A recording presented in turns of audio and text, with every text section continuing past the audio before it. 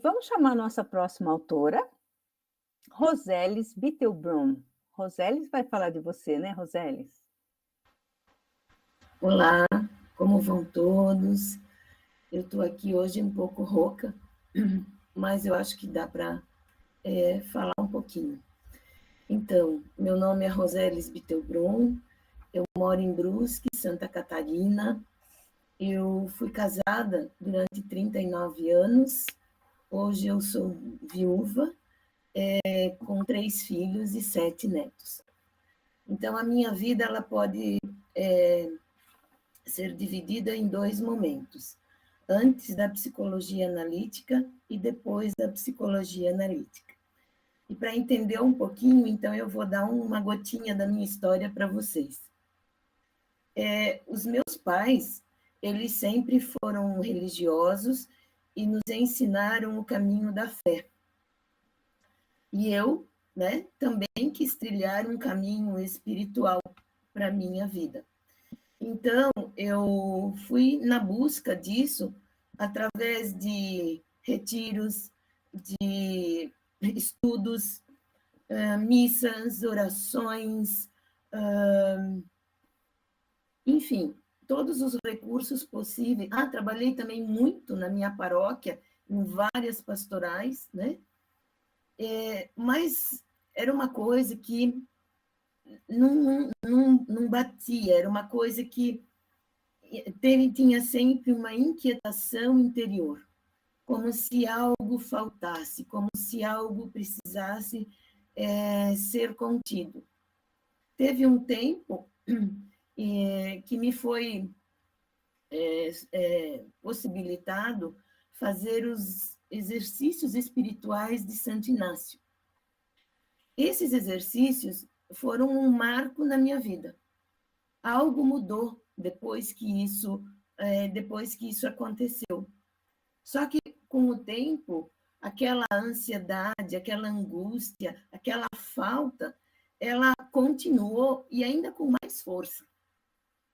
E aí teve uma passagem bíblica num desses lugares em que eu fui, e que dizia e falava da samaritana na beira do poço, né? E que Jesus dizia assim para ela: quem beber da água que eu der, nunca mais vai ter sede. E naquele momento eu pedia para ele que eu pudesse beber dessa água, porque eu vinha numa busca constante, mas que aquilo nunca completava. Foi então que, tempos depois, por uma situação muito adversa, eu conheci a Sônia Lira, conheci a imaginação ativa e a psicologia analítica. E isso foi um divisor de águas para mim. E isso eu já tinha também 50 anos, né? Tudo, então, começava a fazer sentido para mim.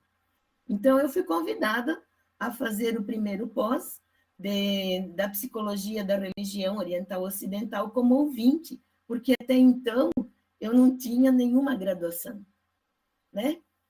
Pensa, gente, eu fui para lá sem saber nada de coisa nenhuma, mas eu fui, porque aqui dentro me movia. Então, quando eu adquiri algum conhecimento lá, eu pensei, bom, isso não pode ficar só para mim. Eu tenho que, de alguma forma, passar isso para os outros, né? Então, eu tive que fazer a graduação. E fiz a graduação. Só que no ano da minha formatura, né, eu já comecei a pós-graduação em imaginação ativa, tive a minha formatura, mas também tive uma notícia de um câncer de pulmão no meu marido. E aí foram um ano e meio de peregrinação em hospitais, médicos, exames, tratamento quimioterápico, e assim, todos os recursos disponíveis a gente ia atrás, e eu via todo aquele sofrimento, não só dele e nosso, né, mas das pessoas que passavam por essa situação. Foi então que, a partir daí, eu fui ser pesquisadora na área do câncer, com relação com a imaginação ativa, que é um artigo que está publicado na revista anterior. Depois, eu fui professora do ICTES, para falar de quem? Santo Inácio de Loyola. Então, eu fui vendo que foi com base nesse santo que Jung teve a inspiração para a imaginação ativa. E aí eu fiz o link, nossa, por como que lá fez diferença na minha vida lá atrás, né? Bom, e aqui chegamos, né, nessa revista aqui, falando sobre sonhos. E é um tema também que me fascina. Mas escrever o que sobre sonhos? Então, eu fui pesquisar na Bíblia, porque lá está recheado de sonhos, de vários personagens, né? E um deles me chamou muito, mas me chamou muito a atenção. É de um tal de um rei chamado Nabucodonosor, que ele, após ter um sonho, ele enlouqueceu, disse Jung. Ele teve uma psicose. E aí eu fiquei pensando, mas como isso pode acontecer? E será que isso pode acontecer nos nossos dias hoje? Né? Será que alguém pode sonhar e ainda enlouquecer depois? Ou sei lá, o que fazer, o que ter ainda, né? Depois de um sonho? E será que o que as pessoas de hoje estão sonhando? E aí Jung, para falar desse sonho desse rei, ele fala que é um sonho compensatório redutor, ou sonhos redutivos, né? Então, assim, o que são esses sonhos? O que eles querem compensar? O que eles querem reduzir? Porque são sonhos compensatórios redutivos, né? Então, é essa a proposta que eu trago lá no artigo, para a gente saber um pouco mais sobre isso. E é isso, né? Trazer essa possibilidade de conhecimento nesse universo que é muito vasto, que é os sonhos. A Von France fala, né, que graças a Deus a gente sonha, né? Tem a possibilidade de sonhar, né?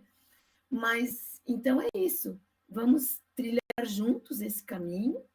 E eu sei que a nossa jornada vai ser fantástica com todos esses artigos aí. Então, eu espero você lá. Venha conosco participar. E até. Muito obrigada, Maria Luísa. Rosélis, obrigada a você.